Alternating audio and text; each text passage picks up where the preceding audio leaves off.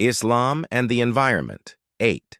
The Ethics of Consumption and Waste, Avoiding Extravagance and Promoting Sustainability.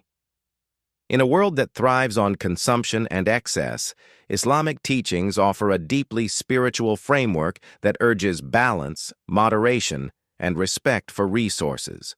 Long before sustainability became a global concern, Islam laid down principles that emphasized ethical consumption, condemned wastefulness, and promoted gratitude for the blessings we often take for granted. Consumption as a moral act. Islam does not view consumption merely as a necessity but as a moral act, one that reflects the state of the soul. The Quran offers a timeless reminder. O children of Adam, take your adornment at every masjid, and eat and drink, but do not be excessive. Indeed, he does not like those who commit excess. Quran 7:31. The verse doesn't merely warn against overeating, it establishes avoidance of extravagance as a spiritual value. Excess isn't just harmful to the body or the environment, it's an act that Allah does not love. Condemnation of isrāf, wasteful extravagance. The Arabic term isrāf is far broader than waste. It refers to unbridled consumption, ostentation, and abuse of blessings. In another striking verse, indeed, the wasteful are brothers of the devils. Quran 17:27. Here, wastefulness is not a minor vice. It's linked to spiritual corruption. When humans treat blessings with contempt through careless misuse, they mirror the defiance of Satan himself. Prophetic simplicity and minimalism.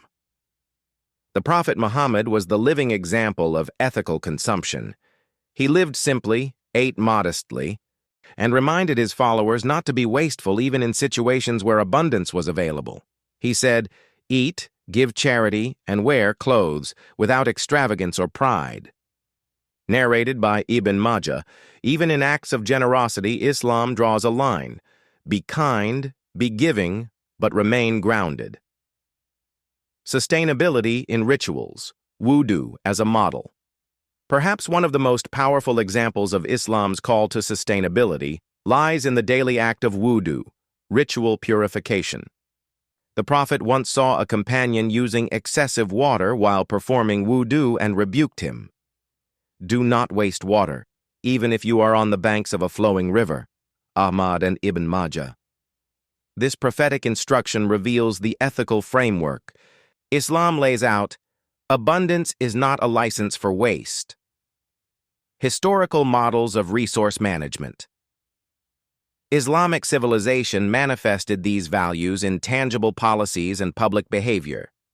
From the regulated distribution of food during famines to strict market oversight by the muhtasib, market inspector, the Islamic worldview was built on the assumption that every blessing is a trust, amanah. For example, Caliph Umar ibn al-Khattab used to walk at night inspecting the markets, ensuring no hoarding or unnecessary luxury distorted the economy or violated the rights of the poor. A culture of gratitude and restraint. Central to Islam's ecological ethic is the concept of shukr, gratitude. Waste is not only a physical act, but a spiritual failure to appreciate the value of what we have.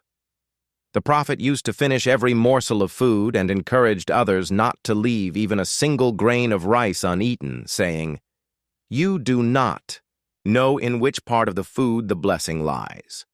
Muslim.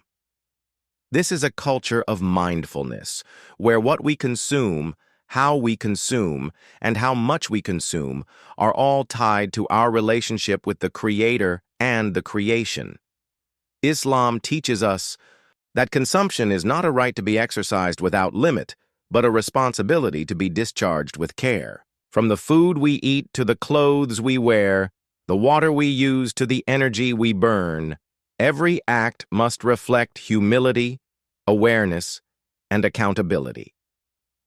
In a time where the earth groans under the weight of human greed, Islam calls us back to a life of balance, a life where every drop, every grain, and every breath is treated with reverence, not because it is scarce, but because it is sacred.